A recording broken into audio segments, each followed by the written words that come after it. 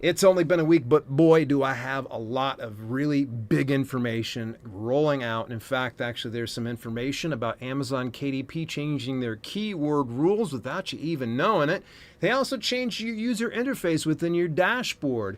Rolling out from Publish Drive. Publish Drive shared just a little bit of information about accessibility in the EU for digital content.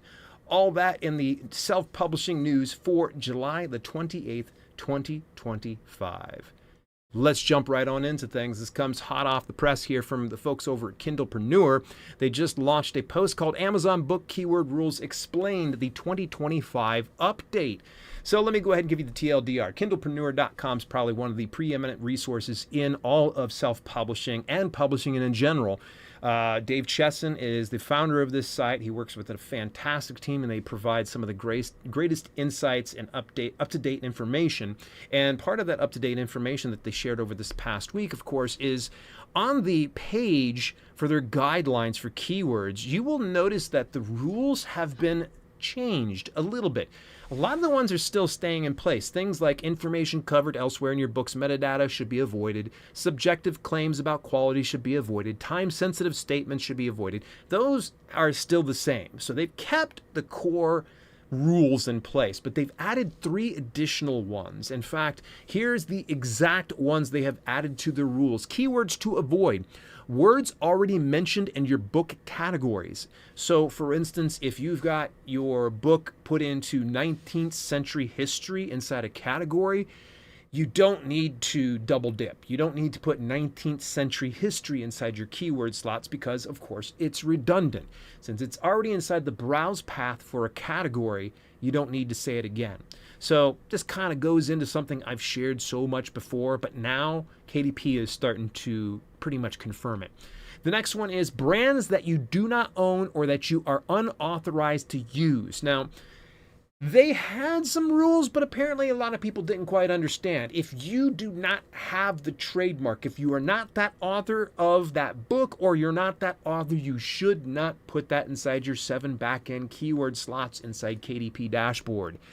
I've said that for so many years, a long time, and I can share so many horror stories just from the people that have tested that. Do not use a trademark name. Do not use another book's title inside your metadata. Do not use an author. Now, there are exceptions to the rule. So, for instance, Amazon ads, totally fine. Amazon ads, you can run ads on somebody else's book. You can run it on any of the comparable titles within your niche. That's really one of the primary exceptions to the rule. Now, this other one's very interesting. HTML tags. What? HTML tags. Now, HTML is essentially like coding that you can do for formatting on text. So that way it looks different on different websites and things. And, well, some reason people decided they were going to put HTML tags inside the 7 backend keyword slots. What are you doing? I don't know if that was like a cheat or a hack that I never knew about, but I can comfortably say I don't think it ever worked. I doubt it ever worked. HTML tags within your 7 backend keywords, not a good idea. And as well, on top of that, just kind of pile on this one, tags was also something that they would take previously when I broke into the business, 2014, 2015. They were teaching people, like, take the keywords and just put it all in a word cloud at the very bottom of your description, so that way it makes you more discoverable. And unfortunately, that is no longer allowed. You should not do that. It also seems really spammy and just goofy, so avoid that altogether. If you want to deep dive into that piece, visit the links inside the description. That goes for the rest of these pieces. Now, have you clocked in to your that's what I do when I clock in. I clock into my KDP account. When you log into your KDP account, you should be able to see a new user interface. It's a little bit more simplistic. It's a little more clean. It's still kind of the same feel that we've kind of come, used to. Although the whole block for a specific title, so for instance, my book YouTube for Authors has the Kindle, paperback, and hardcover version. It makes the whole section a lot larger, so there's so much more density in scrolling through your titles. So if you've got a lot of titles inside your account, then it's going to probably take a while.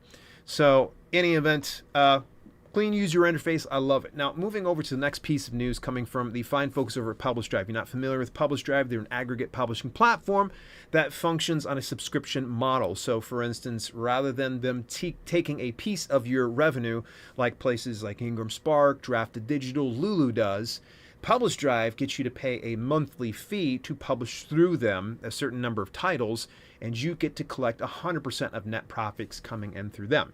Now, with that explanation out of the way, they just recently rolled out a piece about Accessibility in Digital Publishing 2025, your complete guide to creating inclusive EPUBs. Now, this is according to the European Accessibility Act.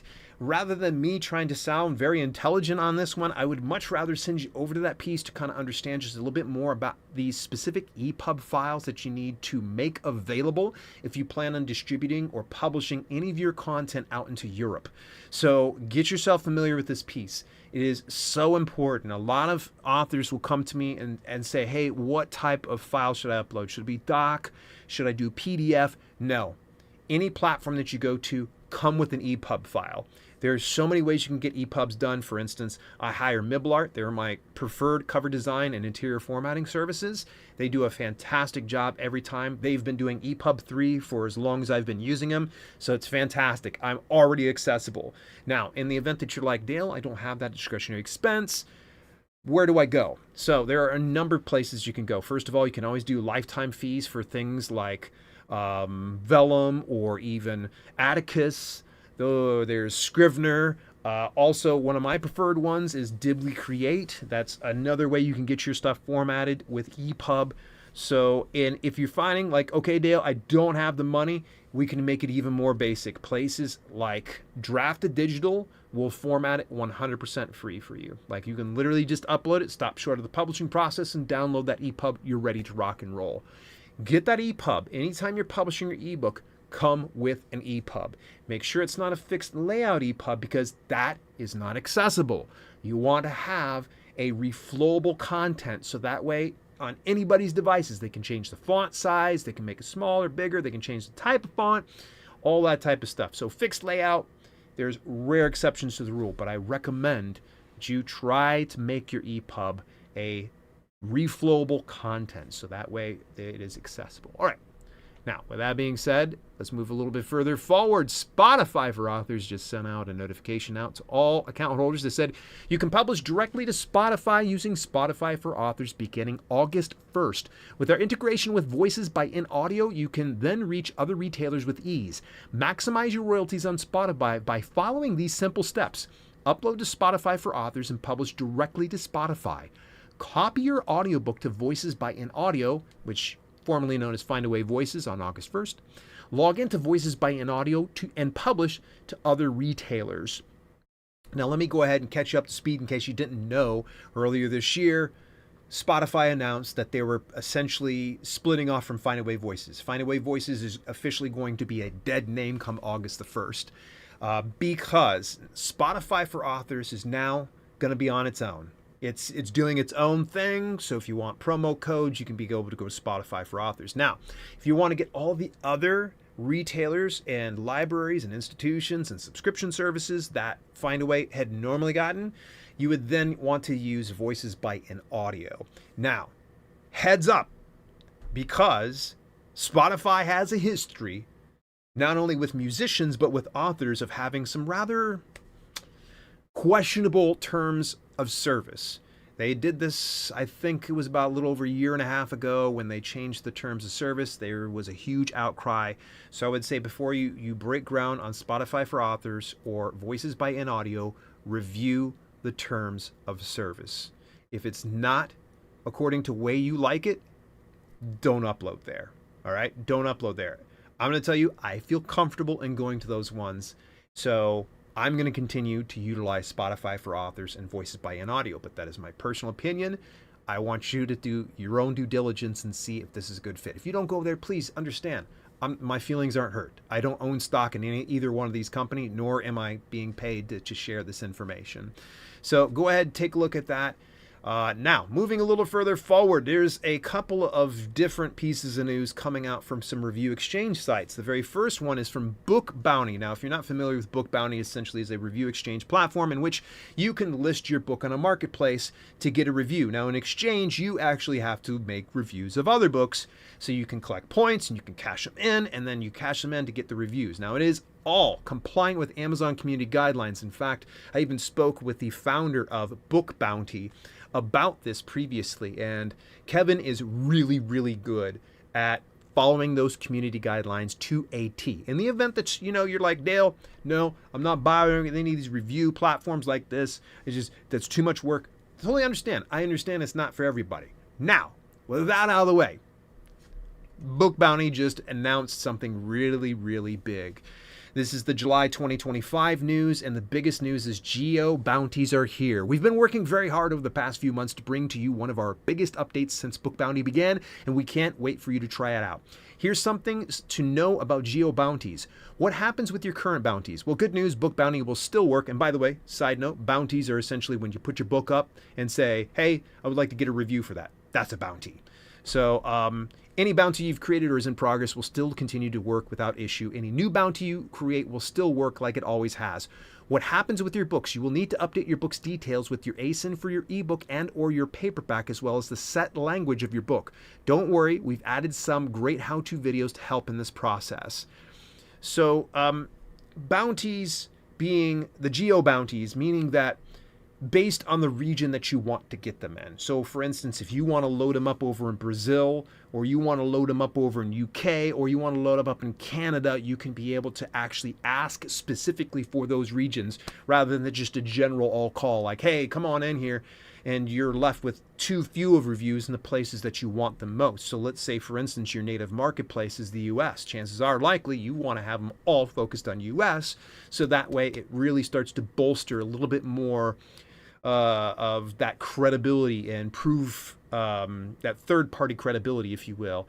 So, and that social proof that people really require. So that's really cool about the geo bounties.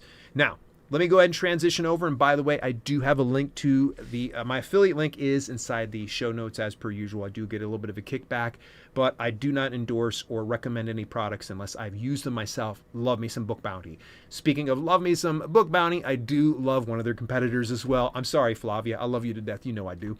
Get Authentic Book Reviews actually has some news rolling out from their headquarters right now. And it actually just hit my inbox right before we went live, so I'm super glad that I found it now. They function much in the same way that Book Bounty does, but they're considerably cheaper, and it's all based on verified purchase reviews. So with Book Bounty, you can go without the verified purchase review. With Get Authentic Book Reviews, they have a cheaper monthly plan, but that makes up for the cost that you're going to have to buy the actual ebook or the thing that you're going to be reviewing. So that way there is a verified purchase review. And Flavia, who is an author herself, really believes wholeheartedly in having verified purchase reviews when you're doing this.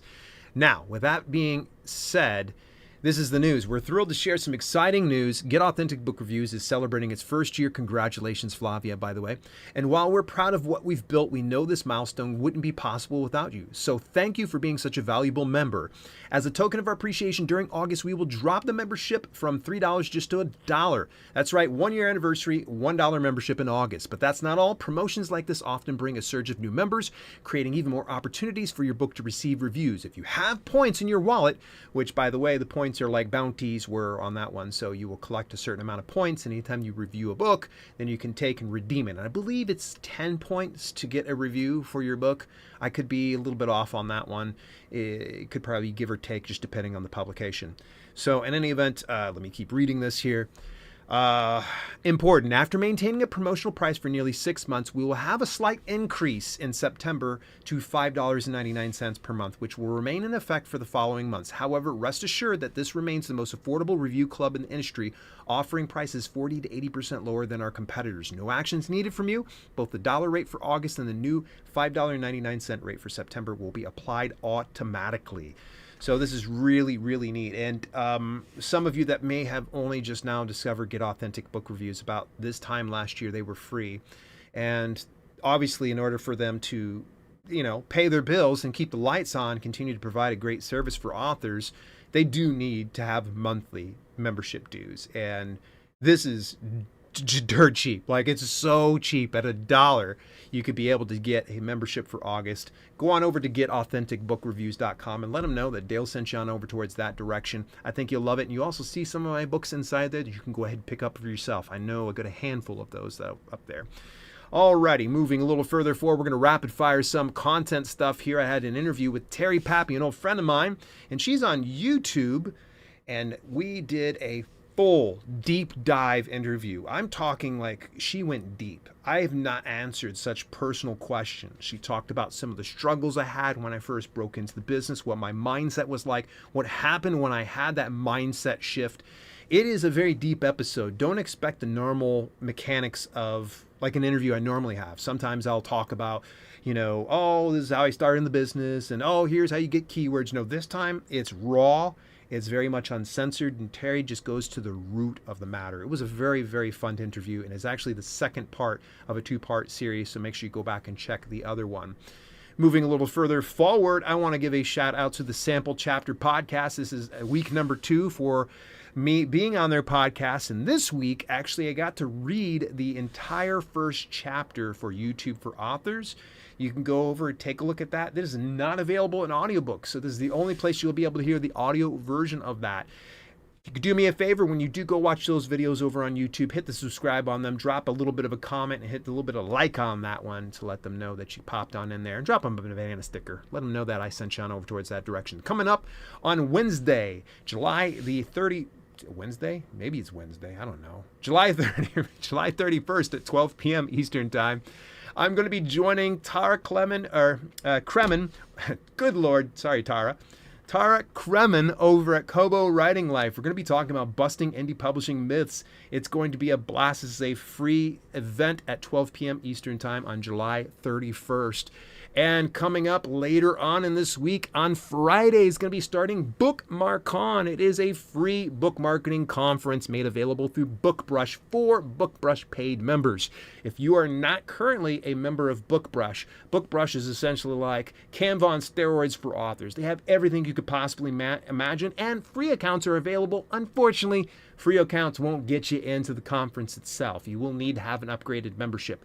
Go on over, visit bookbrush.com/bookmarcon to get more details and see, hey, if you get yourself an annual membership with them, you can always just get into that BookMARCon. There's so much more. It's a 3-day conference. It's going to have everyone from Mal Cooper to Kevin Tumlinson to Keith Wheeler to S.E. Chandler, Rosanna Cornel, Kathleen Sweeney, so many more. Some of my friends I've actually had on this podcast before.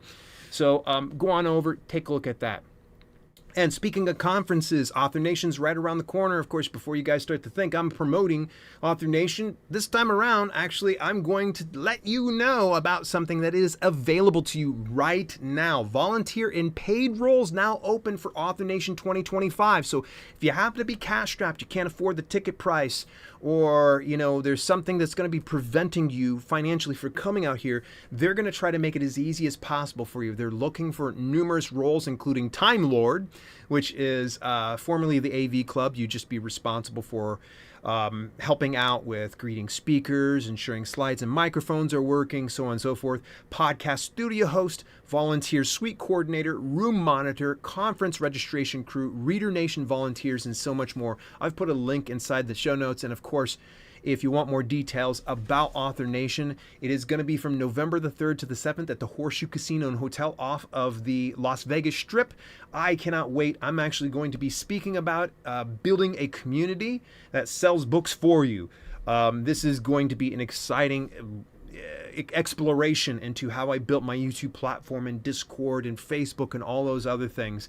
So that is going to be a lot of fun. I'm also going to be emceeing some of the presentations, and I'm going to be interviewing some authors. Yes, be prepared. There's going to be a camera with me, so if you happen to see my tall self with the orange shirt bebopping around, you see a camera in the hand, you come over and greet me, but be careful, I might bring you on camera. No, I won't just blindside you. But all that to say this, join me at AuthorNation, dalelinks.com/AuthorNation. Was there any piece of news that I might have missed over the past week? Definitely let me know. And by the way, I want to give a big heads up and a shout out to all of my live viewers that join me every Monday night. Starting next week, I will not be having the live broadcast where I usually interview somebody and then we go into the news segment. But the good news is the news segment's still going to roll out every Tuesday morning. You're going to get that as well. There's going to be a special interview with myself and Sylvia Hubbard every Monday night at 6:15 p.m. Eastern Daytime. So that's going to still launch at the same time. Both of them are. Please don't lose faith in me. Over the next couple of months, it's going to be very, very busy and very hectic for me. So I needed to kind of offload a little bit of my duties I would normally handle. But we'll be back in the saddle as soon as I can kind of catch my breath and come up for air. Till later, this has been Self-Publishing with Dale, and thank you so much for tuning in. I'll catch you in next week's news segment. Hey, thanks so much for tuning in. Special shout out to my channel members for both the podcast channel and the main channel.